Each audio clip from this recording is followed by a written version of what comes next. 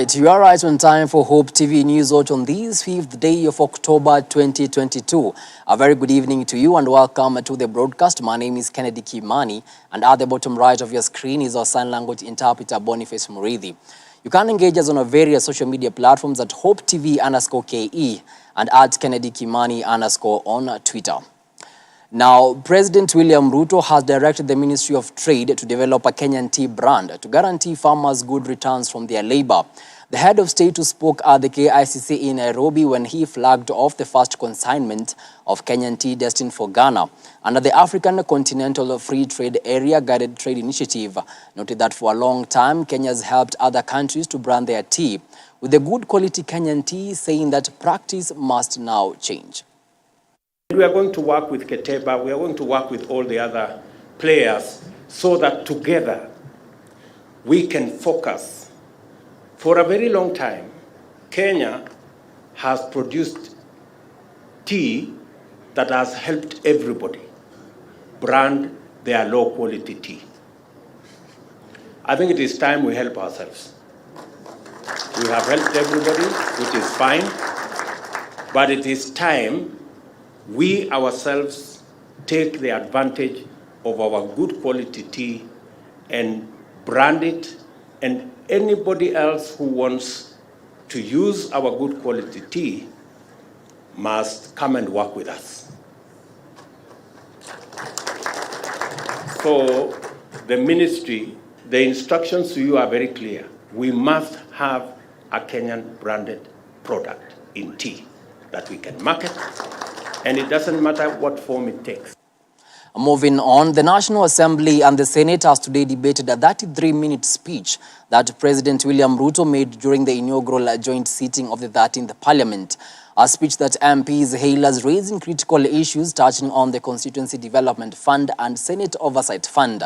Parliamentarians took the time to defend the CDF after the Supreme Court declared it unconstitutional. Mr. Speaker, I note that in the presidential address by His Excellency the President saluted the great women that have been elected in single-member constituencies and again re-elected in this 13th Parliament.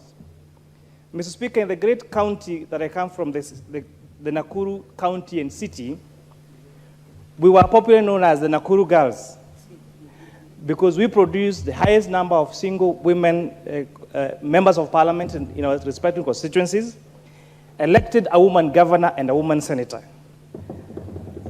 I say this as a proud father of a daughter, that my daughter can look forward to dreaming to be any person or any leadership position she would like to hold in this great republic.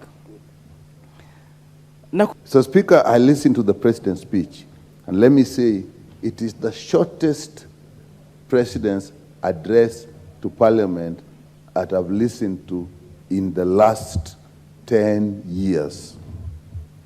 Mr. Speaker, it is a fairly good summary of the President's manifesto and what he said during his campaign. But let me say, it was rather lacking in strategy. I believe that will come later on as we go into the details. But as it was basically a good summary. The 52 paragraphs actually covered everything he said during his campaign. Presidential speech, Mr. Speaker, I'll pick a few issues. One thing he noted is that the unity of this country is not something we can bargain about, Mr. Speaker. Even if he was elected by the majority, the minority also must have their say, and he represents including the minority. And I think what he has already started to do, Mr. Speaker, even traveling to areas like Homa Bay last weekend and areas that he did not get majority of votes, Mr. Speaker, has shown commitment that he's willing to embrace every person, regardless of the area you come from. And I hope that we can get out of the mood, even as leaders, Mr. Speaker, that even if you're elected through Azimio or you're elected through the minority, when the president in your area, you show up. Because at the end of the day, we are serving the same people and elections are done, and now we have work to do, Mr. Speaker.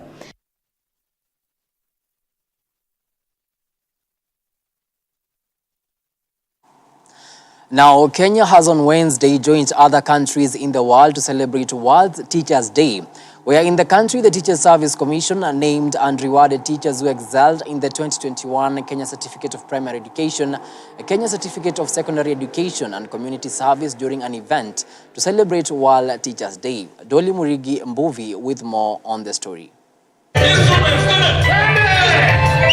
On Wednesday, teachers from across Kenya received awards for excelling in the 2021 Kenya Certificate of Primary Education (KCPE), Kenya Certificate of Secondary Examination (KCSE), and Community Service.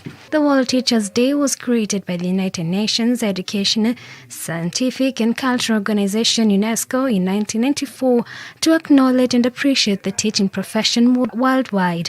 Over the years, the day has become one of the most important occasions in the UN calendar, as it offers opportunity to reflect on ways to counter the challenges of teaching professionals.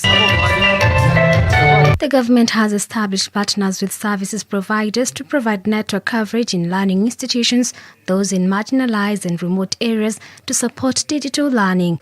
The integration of information, communication and technology has been identified as one of the flagship projects to be used by teachers as a vehicle for delivering quality education.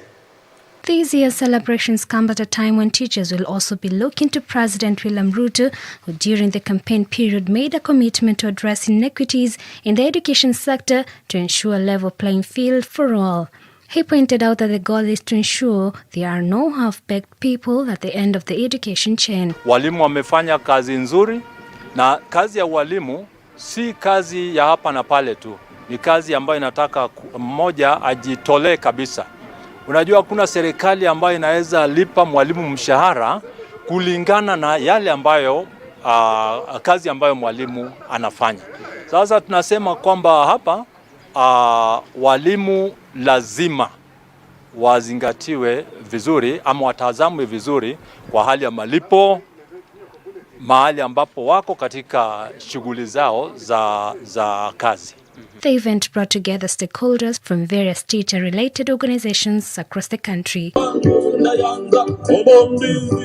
Dolly Murigi Mbuvi for Hope TV, Nairobi. Thank you so much, Dolly, for that story. I'm sure everyone has passed through a teacher, and a happy World Teachers Day to all the teachers in the country and in the world. Now, moving on, Ugandan President Yoweri Museveni has apologized to the Kenyan people for remarks made by his son, General Muhoozi Kainerugaba, whom he has promoted to full general status. General Muhoozi stirred up a storm online when he claimed he could invade Kenya and seize Nairobi, an operation he said will not take longer than 2 weeks. Now, President Museveni, in his apology, described him as a passionate Pan-Africanist. Grace Ongui with the details. Just days after General Muhoozi Kainerugaba closed the Twitter uproar with a series of divisive tweets, his father, Ugandan President Yoweri Museveni, has issued an apology to the Kenyan people regarding the remarks. In a statement, Museveni noted that it is incorrect for a public officer, whether they were civilian or military, to interfere in any way with the internal affairs of another country. He opined that public officers should use fora like the peer review mechanism of the African Union or EAC and AU rather than public comments. In a series of tweets, Muhoozi had threatened to invade Kenya and seize Nairobi, an operation he said will take no longer than 2 weeks. Kainerugaba admonished Kenya for observing the rule of law and the democracy, saying that if former President Uhuru Kenyatta was Ugandan, he would have run for a third term. In a later tweet, Muhoozi said the comments were made in jest. His comments were not taken well by Kenyans and Ugandans on Twitter, with Uganda presidential candidates Bobby Wine and Kizza Besigye also expressing their dismay at Muhoozi's tweets.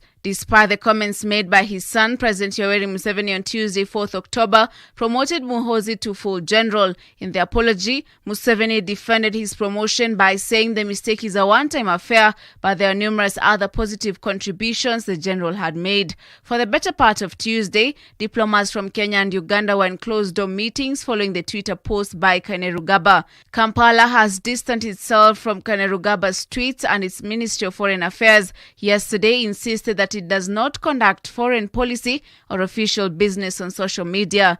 President Museveni also took time to congratulate President William Ruto on his election as Kenya's 5th president, while lauding the peaceful electoral process in the country. He also personally delivered an apology to President William Ruto over the fuss. Grace Angoi for Hope TV Newswatch. Thank you so much, Grace, for that report. Now, Kenya approved the cultivation of genetically modified crops on Monday, that is GMO, lifting a 10-year ban on biotechnology foods in the country. Now, this has brought about mixed reactions among Kenyans, even as the Ruto administration is hoping the move will help address the current high cost of food in the country, which pushed inflation to a 63-month high in September. The only way that we can achieve, at least to have food security, is to introduce crops and also import some of the foods that are maybe, let me just talk of crops, because at the end of the day, farmers tend to get a lot of loss at the end of the day, and the only way we can maybe mitigate this is to produce those crops that are resistant to diseases, drought, so that at the end of the day, in 2 or 3 or 6 months, now that we have the short rains, I think we shall actualize the food security.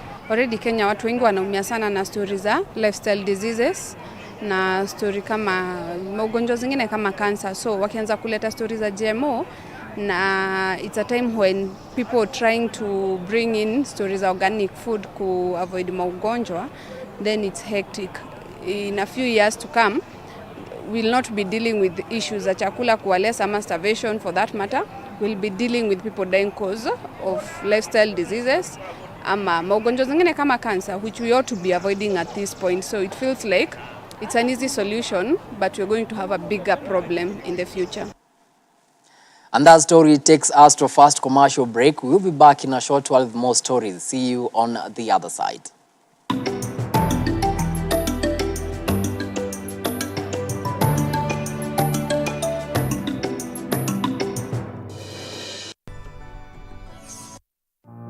When we started out as a station, we thought of you, our listener, and our viewer, how that we would bring hope to your life, and you chose and stuck with us. Then we realized that we needed strategic partnership that would help us keep the message of the gospel live 24/7 round the globe.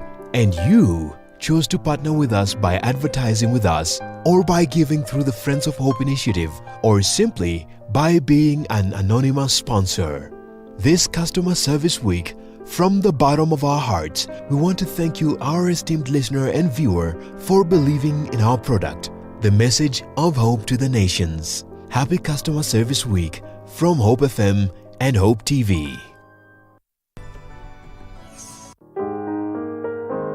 This week on Testify. When we came out from the forest, what happened? My life changed. I don't know what happened. I found myself now. I started engaging into sexual masturbation. And at that time I was in class 6. When I went back home, the desire of it came again. But when it came, there was a conviction, a very strong conviction.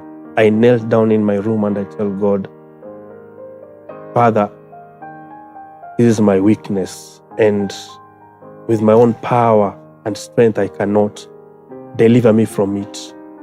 Only on Hope TV, where you look and live.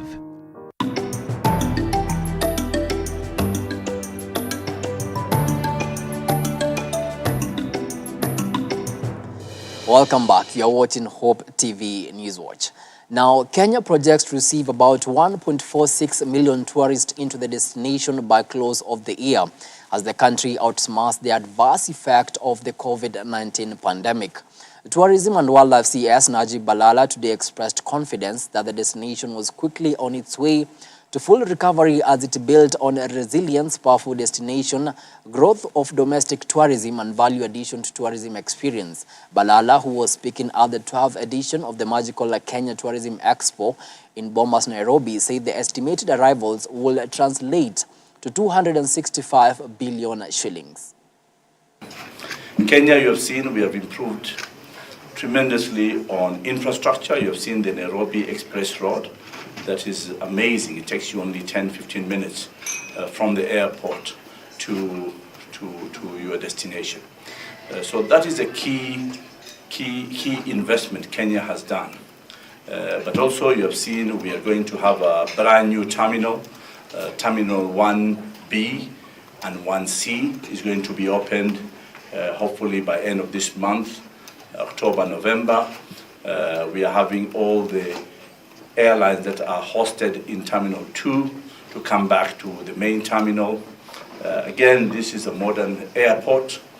We have invested as a government. Again, but we are missing something. We are missing a huge convention center.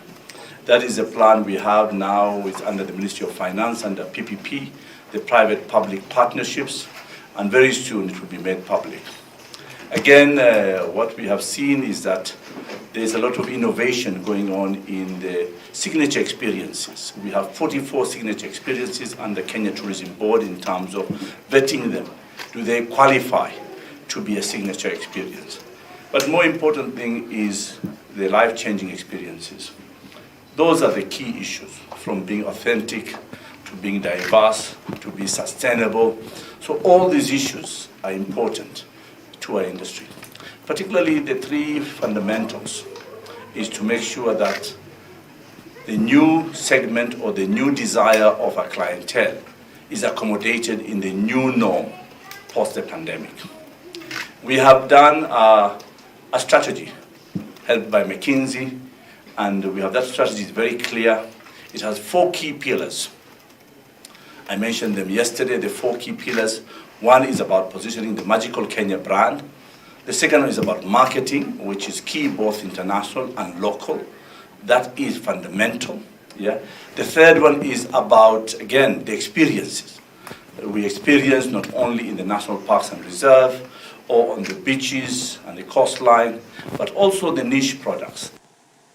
Moving on, Siaya Governor James Orengo is calling on the government to offer security to accountable documents locked at the county treasury, as well as to the members of the task force appointed to audit the county finances, saying that unknown people have been threatening members of the task force. Speaking in Siaya Town during the inauguration of the task force, Orengo said the county government cannot escape public scrutiny, adding that no amount of intimidation and threats will stop him and the task force from completing its task. I just wanted to ask you, and you have been very supportive, together with your team, to continue guiding our documents, because they are required in this process, so that these records, they are accountable documents, and as a matter of record, they should be safeguarded and protected. I'm not insinuating anything, but because we want this work to be done as quickly as possible, I'm sure we'll get your cooperation on this. There are some people who are already calling members of the task force and threatening. And I'm telling you, it's true that they've been doing that. I'm asking you to provide us with protection and security for members of the task force.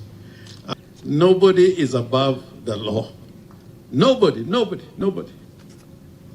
And if you are prepared and you need for me to make answers or questions, I'm prepared to appear before you anytime. We want them to be decisive and to take action. Moving on, Laikipia residents have been asked to embrace chicken rearing in place of goats and cows in a bid to avert cattle rustling in the region. Speaking in Sipili, Old Moran ward in Laikipia County, Laikipia Crop and Livestock Officer Elsie Wanja Kigano said that the livelihoods of the residents had been derailed in the past due to livestock theft, expressing her belief that the chicken will be beneficial to the farmers in the region that has been experiencing extreme weather conditions and a drought. Lengo letu na ministry na farming system ni moja tu. Tunaangalia wakulima wawe food secure na wapate kitu ya kuweka kwa mfuko. Nimefurahia siku ya leo kwa sababu area hii tukiangalia iko na wezi wengi sana wa mifugo, ng'ombe na mbuzi. Na sasa tukiangalia vitu kama kuku haibiwi sana na wezi, kwa sababu kuku huwa anapiga makelele. Kwa hivyo wezi wakiingia kwa boma unasikia wamepiga makelele na sasa mwizi anatoroka. Tena tuko na challenge nyingine ya ndovu. Ndovu zinatokea kutoka kwa Laikipia Forest, zinakuja hapa kwa mashamba. Zinaharibu mashamba ya wakulima, wakati mwingine mkulima anawachwa bila kitu ya kukula. Lakini ukiangalia kuku, sasa hata uliza kuku, ndovu hawezi kula kuku, atakula mahindi, awache kuku. Kwa hivyo mkulima akona kitu ya kushika wakati njaa imekuja, wakati chakula yote imekuliwa na ndovu, alafu atauza apate chakula. Na labda unaweza kujiuliza kwa nini tukapatiana kuku. Tunapatiana kuku hapa kwa sababu wakulima wa hapa tunajua wako karibu na the conservancies ambazo ziko hapa na the neighboring counties, pia kumekuwa na a lot of insecurity, na jambo ambalo linaangaliwa sana hapa ni mifugo ambao wanakuja wakiibiwa. Kwa hivyo tuliangalia jinsi ya kuweza kusaidia kuboost uchumi wa wakulima wa hapa ni kuwasaidia kuweza kufuga kuku na pia kuweza kupanda sweet potatoes ambazo ni zile ziko na virutubishi, manufaa yani nutritional value. Tunafurahia kwa sababu ya kwamba tukipatiana kuku tumeona ya kwamba kuku pia wanaleta income. Watu watapata mayai, watu watapata kuuza kuku ambao wako hai na wataweza kupata pesa, lakini kuku hawawezi kuwa targeted kama jinsi mifugo wengine wanakuwa targeted. From Laikipia, let's now cross borders to the US of A. Now, after Hurricane Ian wiped out communities in Florida, rescue crews going door to door in search of survivors are reporting more deaths, and residents grappling with loss are facing a long daunting recovery. As of Tuesday, at least 109 people have been reported dead, with 105 of those deaths in Florida and 55 of them in Lee County. Hurricane Ian also claimed the lives of 4 people in North Carolina. Moving on, North Korea has fired a ballistic missile over Japan in what appears to be a deliberate escalation to get the attention of Tokyo and Washington, D.C. In response, the USA has said that any North Korean nuclear test will seriously threaten international stability.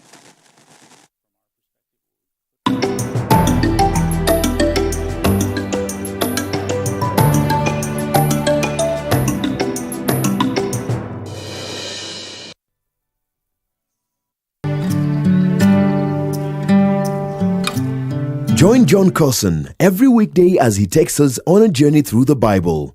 Whoever shall seek to save his life, if you go back to living for yourself, you're going to lose it. But whoever shall lose his life, give up his life for my sake, he shall preserve it. Enjoy interesting, knowledge-packed, yet simple teachings through his humor and in-depth understanding of God's Word. The last people that tried to put God in a box, literally,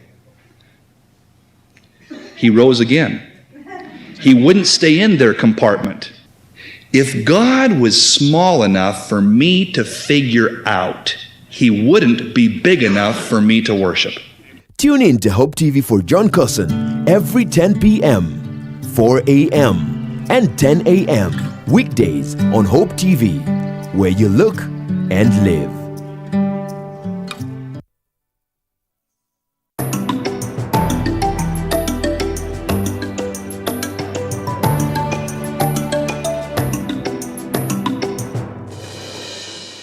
Welcome back. Now let's get down to business. Twiga Isuzu and NCBA have through a strategic partnership flagged off 15 Isuzu commercial trucks to boost affordability and safe delivery of fresh produce to retailers across the region. The partnership will see up to 300 Isuzu trucks being released into the marketplace in phases. I thank our partners, the investors who have invested in these trucks, the jobs they are creating, the entrepreneurial spirit we are encouraging. And the partnership, Rita, when we first spoke, something that felt like an uphill task. And John, when we connected with your team, the flexibility, the accommodation, the win-win mentality, that was with with our joint teams has made this possible. As Isuzu East Africa, we are very, very proud because we're just starting with the 15 units that we are launching today. But the plan, and having gone through the warehouse and seeing the passion within the Twiga team, the projected 300 trucks that we plan to launch in the next few years, I see it being very realized. Today, it's really a proud day for us to be here with you. We are cognizant of the importance of agriculture and food supply. Today, we are glad to be part of this business partnership to support Twiga in their great work of supporting farmers, reach their consumers, and enrich the Kenya food supply chain by providing a reliable access to affordable food. By supporting such initiatives, NCB is set to play a key role in supporting Kenya's economic ambitions, specifically facilitating implementation of the government's agenda of food security. Moving on, 250 youth are set to benefit from a software development training courtesy of a partnership between the Family Group Foundation and Adenian Labs Africa. Family Bank, through the Family Group Foundation, has set aside 10 million shillings to facilitate the 4-month ICT program that will impart the youth aged 18 to 25 years with the digital skills in software development to transform their talents into employable skills. You guys can all get loose like Bendon, that's fine, good. Part one was a mix, of many things. We had blockchain in it, we had artificial intelligence, we had machine learning, we had proof of work, we had software development, we had animation. Yeah, so it was more or less like, what can we pick as to move forward with, which we found out that software development is actually something which we can now extend it further and get more beneficiaries to join. Today, through this training, we want to equip these young people for a competitive and dynamic job market. Cohort 2, as I'm told, ICT training, will place a strategic focus on digital skills in software development. These digital skills will not only connect you, young developers, with the tech ecosystem to upskill and on-job training, but also empower you to create viable sources of income. So this time we're going to sponsor about 250 students, just slightly double the number we did in cohort number 1. And we're going to also raise our sponsorship in partnership with other labs to the tune of 10 million shillings.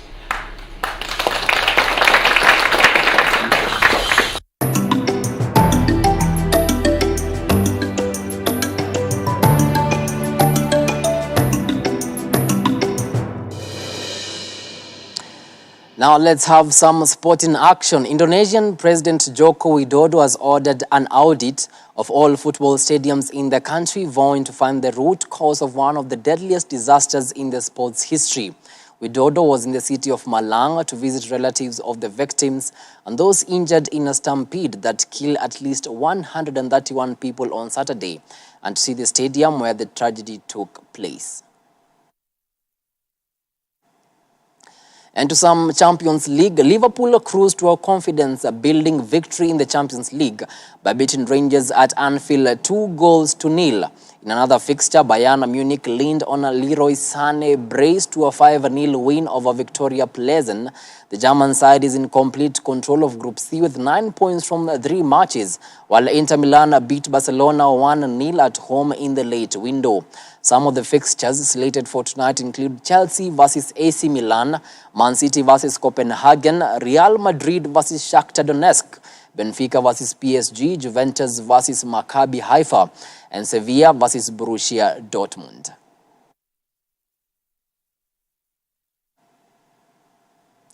And with that, we come to the tail end of our news tonight. Many thanks to you for watching Hope TV Newswatch. From the whole crew that made this bulletin a success, have yourselves a good night. Kennedy Kimani is my name, and Boniface Murithi has been the sign language interpreter.